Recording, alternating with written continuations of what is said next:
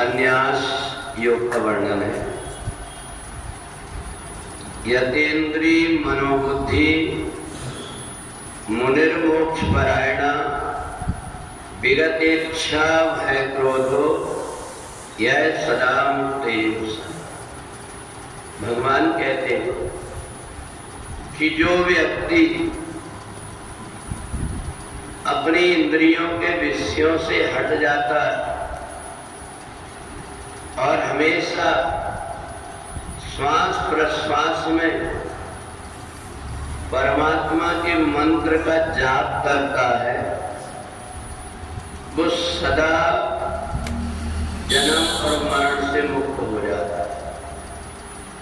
जन्म और मरण का बंधन तब तक है जब तक हमारी इंद्रियां सांसारिक विषयों में उलझी हुई है। संसार के विषयों की जब तक इच्छा है व्यक्ति को, तब तक वो कितना भी चाहे तो अपने अंतःकरण में जो शक्ति विद्यमान है उस तक के पहुंच नहीं पाता, और इसलिए ऐसा व्यक्ति जन्म और मरण के चक्कर में भटकते रहता है। सबसे बढ़िया उपाय है कि हम अपने मन को परमात्मा में लगाने की कोशिश करते हैं।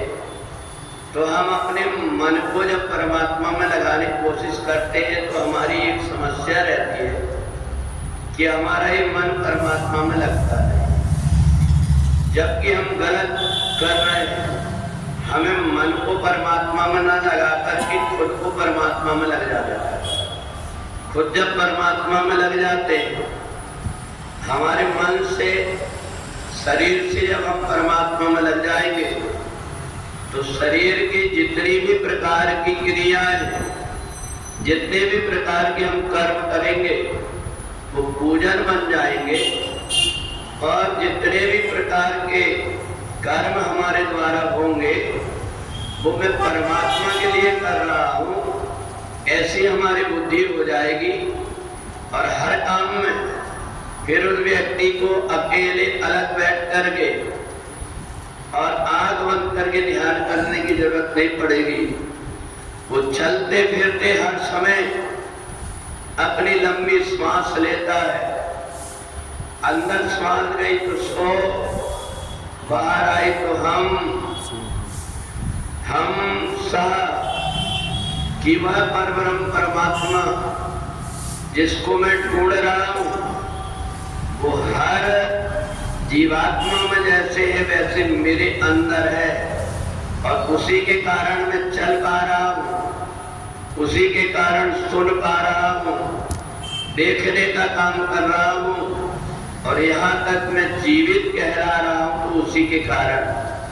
तो इसलिए हम अगर सोचे कि परमात्मा धनुष बाण लेकर के कहीं आकर के दिखेगा, या हम सोचे कि आदि शक्ति भगवती जगदम्बा कोई महिला अपने 8 हाथ करके दिखेगी और कोई बंसी लेकर के घूमेगा वही परमात्मा होगा, तो ये हमारा भ्रम है।